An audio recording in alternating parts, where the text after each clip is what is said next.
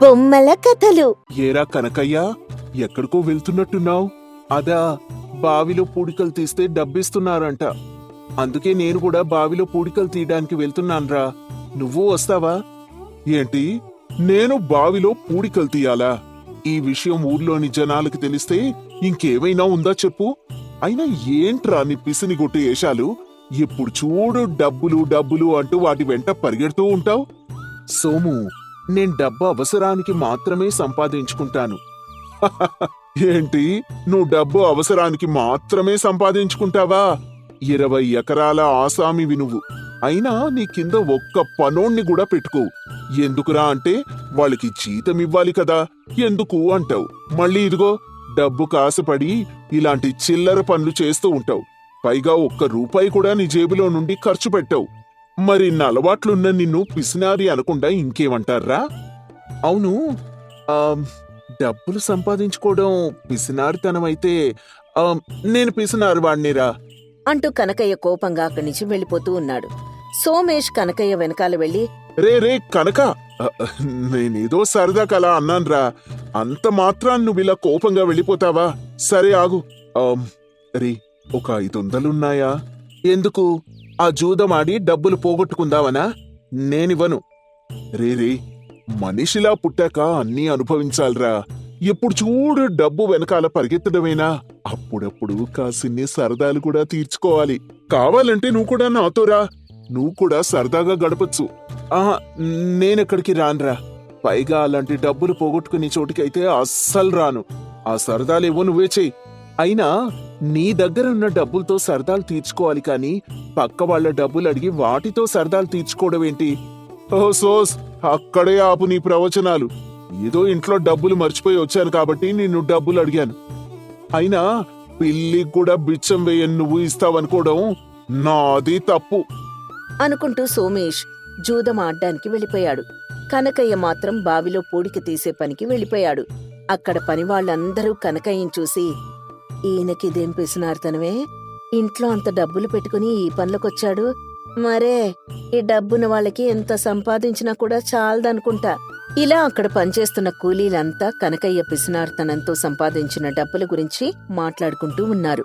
సాయంత్రం పని ముగించుకుని కనకయ్య ఇంటికి వెళ్తుంటే తనకి మళ్లీ సోమేష్ ఎదురుపడ్డాడు. సోమేష్ ని చూసి కనకయ్య, ఏరా సోము, జూదంలో ఈరోజు ఎంత సంపాదించావేంటి? పొద్దున్నే నువ్వు ఎదురుపడ్డావు కదా, అన్నీ పోయాయి. అందుకే చెప్పాన్రా, నీకసలు డబ్బు మీద కాస్త కూడా ప్రేమ లేదురా. ప్రేమ ఉండాల్సింది డబ్బు మీద కాదురా, మనుషుల మీద. నేను చిట్టికేస్తే నా కోసం 10 మంది వస్తారు, కానీ నీకోసం ఒక్కరైనా వస్తారా చెప్పు అంటూ సోమేష్ చెబుతూ ఉండగా అప్పుడే వాళ్ల దగ్గరికి వారి మిత్రులొచ్చారు. ఏంట్రా సోము, ఈ పిసినారుగాడితో మాట్లాడుతూ ఉన్నావు? ఒక్క రూపాయి కూడా ఖర్చు పెట్టని వాడి కోసం ఇంత సమయం ఖర్చు చేస్తావా చెప్పు. పదపోదాం. ఎక్కడికి రా? సినిమాకి. అవునరా, పదపోదాం. కానీ నీకు తెలుసు కదరా, మొన్ననే జూదంలో డబ్బులన్నీ పోయాయి. ఇప్పుడు సినిమా కంటే అరే, ఈ సోము ఉండగా సొమ్ముకేం ఇబ్బందిరా. అయినా ఎప్పుడైనా మీ చేత నేను డబ్బులు పెట్టించానా? పదండి, అందరికీ నేనే టికెట్ డబ్బులు పెట్టుకుంటాను అని గర్వంగా కనకయ్యని చూస్తూ చెప్తున్నాడు. నేను చెప్పానారా, టికెట్ డబ్బులు సోముయే పెట్టుకుంటాడని. వీడు కలియుగ కన్నుడ్రా, స్నేహం కోసం ఏవైనా చేస్తాడు అంటూ రామ్ సోమేష్ ని పొగుడుతూ ఉన్నాడు. ఎరా కనకయ్య, నువ్వు కూడా వస్తావా సినిమాకి? లేదురా, రాత్రి పొలానికి నీళ్లు పెట్టాలి అని చెప్తూ ఉండగా మధ్యలో సోమేష్ కలగజేసుకుని, వీడిలాంటి వాటికి ఎందుకు వస్తాడు లేరా, డబ్బులు సంపాదించుకునే చోటుకైతే పరిగెత్తుకుంటూ వస్తాడు అంటూ కనకయ్యని ఏడిపించి అతని స్నేహితుల్ని తీసుకుని సినిమాకి వెళ్ళిపోయాడు సోమేష్. కనకయ్య ఇంటికి వెళ్ళిపోయాడు. కనకయ్యని చూసి అతని భార్య సీత, వచ్చారా? మీకోసమే ఎదురు చూస్తున్నా అండి. ఎందుకు సీత, ఏమైంది? మనం ఒక కొత్త ఇల్లు కట్టుకుందామని ఎన్నో సంవత్సరాలుగా మీకు మొరపెట్టుకుంటూనే ఉన్నానండి. ఇప్పుడు మనం కొత్త ఇల్లు కట్టుకోవాల్సిన అవసరం ఏముంది? ఇప్పుడుంటున్న ఇల్లు బాలేదా ఏంటి? అంటే తాతల కాలం నాటి ఇల్లు కదండి ఇది. ఇంకా ఇందులోనే ఉండాలా మనం? ఒకసారి బయట అందరి ఇళ్ళు చూడండి, ఒక్కొక్కరు పెద్ద పెద్ద మేడలు కట్టుకుంటూ ఉన్నారు. మనము ఉన్నాం. ఎన్ని డబ్బులున్నా ఏం లాభం? ఖర్చు పెట్టనే పెట్టాం. నేనేది ఊరికే ఖర్చు చేయను సీత. ఈ ఇంటికేమైందని నేను కొత్తిల్లు కట్టాలి. ఆ కొత్తిల్లు కట్టావు, కొత్త బట్ట కొనియవు. మన పొలంలో పనిచేసుకునే కూలీలు నాకంటే మంచి బట్టలు కట్టుకుంటున్నారు. ఈసారి పండక్కి కొనిస్తాలేవే. ఆ ముందు అన్నం పెట్టవే. ఆ ఇలా చెప్పి ఎన్ని పండుగలు దాటిపోయాయో అంటూ కోపంగా సీత కనకయ్యకి తినడానికి అన్నం వడ్డిస్తూ ఉంది. కనకయ్య సీత వండిన కూర చూసి, ఏంటే కూరలో ఇంత నూనె పోసావు? బయట నూనె ధర ఎంత ఉందో తెలుసా నీకు? అయినా 2 రోజులకి సరిపోయే కూరగాయలతో కూర చేసావా? అసలు నీకు బొత్తిగా బాధ్యత లేకుండా పోతోంది అంటూ సీతను తిడుతూ ఉన్నాడు. అప్పుడు సీత కోపంగా, అబ్బబ్బా, తినేదాన్లో కూడా పిసినారుతనమేనా? అయినా తినేది మీరే కదా, బయటి వాళ్ళు కాదు కదా. అయినా ఈ కూరగాయలేమైనా పైసలు పెట్టి కొన్నావా ఏంటి? మన పొలంలో పండినవే కదా. అయితే మాత్రం ఇలా చేస్తావా? సగం వండి సగం పక్కింటి వాళ్ళకి అమ్మితే డబ్బులొచ్చేవి కదా. ఈ మనిషితో నేను పడలేను దేవుడా అని అనుకుంటూ అక్కడి నుంచి వెళ్ళిపోయింది సీత. అలా కనకయ్య ఒక్క రూపాయి కూడా పోకుండా చూసుకుంటూ ఇంకో పక్క కనకయ్య మిత్రుడు అయిన సోమేష్ మాత్రం తన స్నేహితులతో సరదాగా గడుపుతూ ఉండేవాడు. అలా కొద్ది రోజులు గడిచాక సోమేష్కి అంతుపట్టని వ్యాధి ఒకటి వచ్చింది. సోమేష్, నీ కడుపులో ఒక గడ్డ ఉంది. అది తొలగించాలి అంటే దాదాపు 2 లక్షలు ఖర్చవుతుంది అని చెప్పాడు డాక్టర్. ఆ మాటలకి సోమేష్, ఒక వారంలో డబ్బులు పట్టుకుని వస్తాను డాక్టర్ అని చెప్పి ఊరికొచ్చాడు. సోమేష్ దగ్గర అంత డబ్బు లేకపోవడంతో తన మిత్రుడైన రామ్ దగ్గరికెళ్ళాడు. సోమేష్ రామ్కంతా వివరించి చెప్పి, రామ్, ఏం లేదురా, ఇప్పుడు నా దగ్గర అంత డబ్బు లేదు. నువ్వొక 2 లక్షలు ఇస్తే తర్వాత నీ డబ్బు నీకు నేను తిరిగిచ్చేస్తాను. ఏంటి 2 లక్షలు ఇవ్వాలా? ఇస్తే తిరిగి ఎలా కడతావురా? అయినా జూదవని చేతిలో ఉన్న డబ్బంతా ఖర్చు చేసి ఇప్పుడు ఇలా చేయి చాచి అడుగుతున్నావా? డబ్బు లేవేం లేవు అంటూ రామ్ సోమేష్ని తిట్టాడు.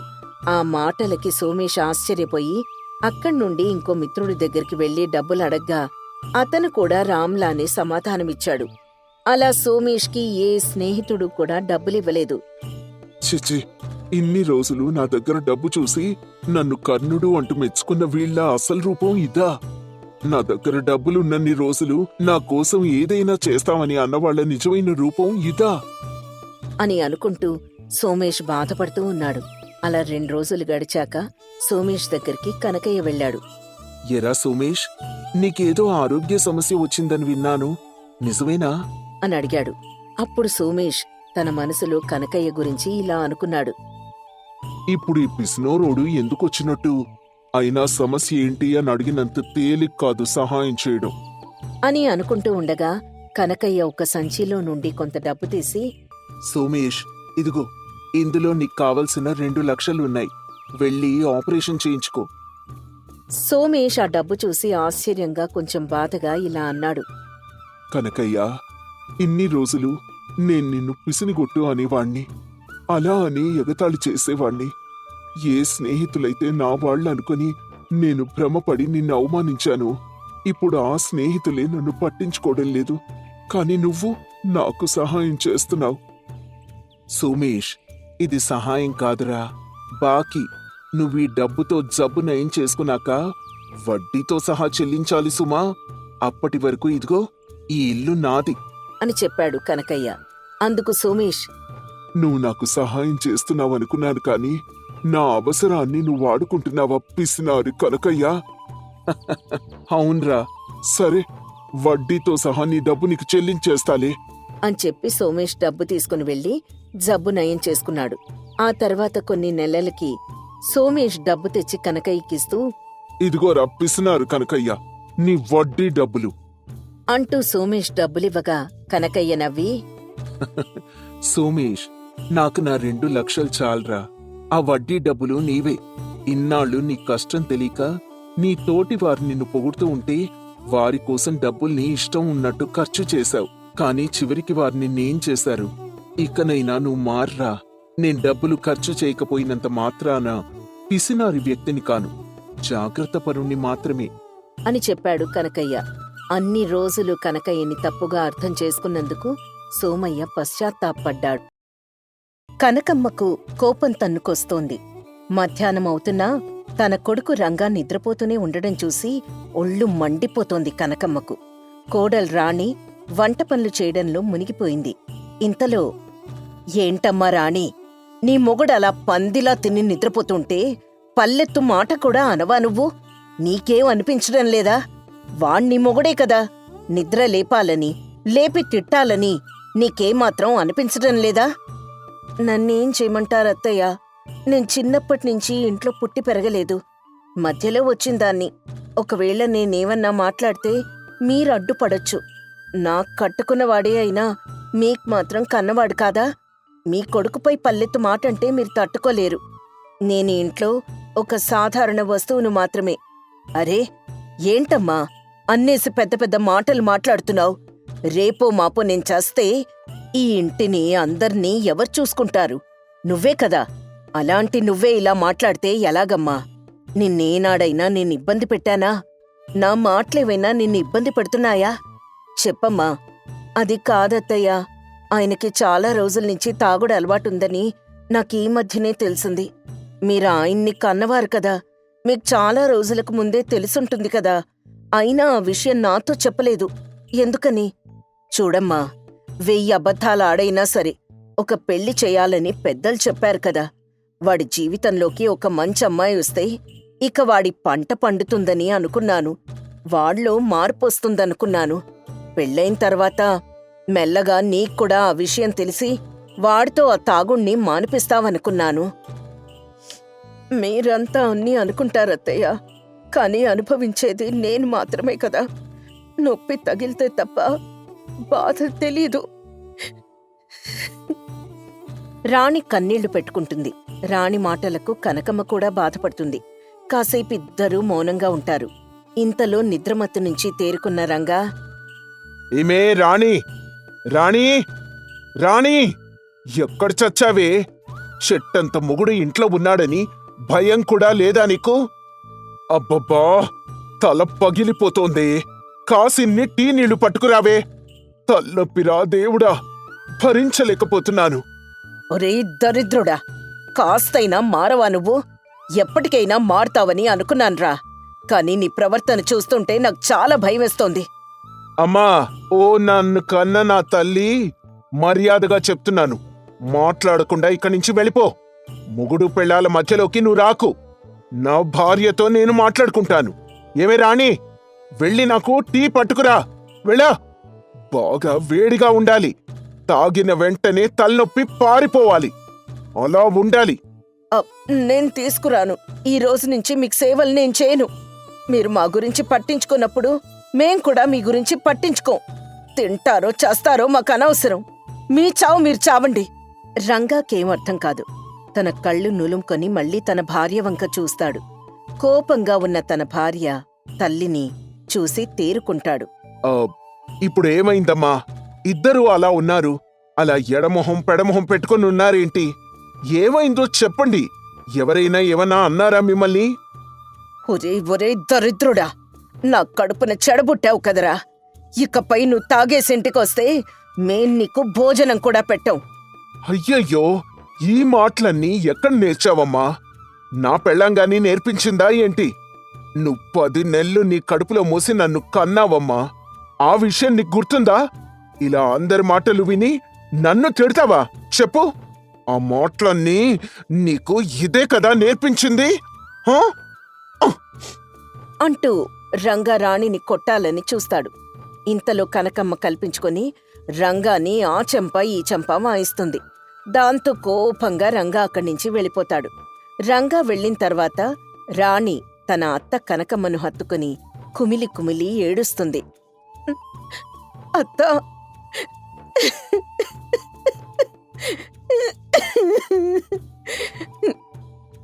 బాధపడకమ్మా, బాధపడకు. వాడు చాలా మంచివాడమ్మా. కాని ఇలా ఎలా మారిపోయాడో నాకు అర్థం కావడం లేదు. ఇదంతా ఆ మాయదారి మద్యం వల్లనే అవుతోంది. వాడెప్పుడు తప్ప తాగడం ఆపుతాడో అప్పుడే బాగుపడతాడు. అలా కనకమ్మ తన కోడలు రాణిని ఓదారుస్తుంది. ఇక ఇంటి నుంచి బయటకొచ్చేసిన రంగా సరాసరి సారా కొట్టుకు వెళ్లాలని నిర్ణయించుకుంటాడు. అలా కోపంగా వెళ్తున్న రంగాను ఒక ఆవు వచ్చి తన కొమ్ములతో కింద పడేస్తుంది. దాంతో రంగా నడుము విరిగిపోతుంది.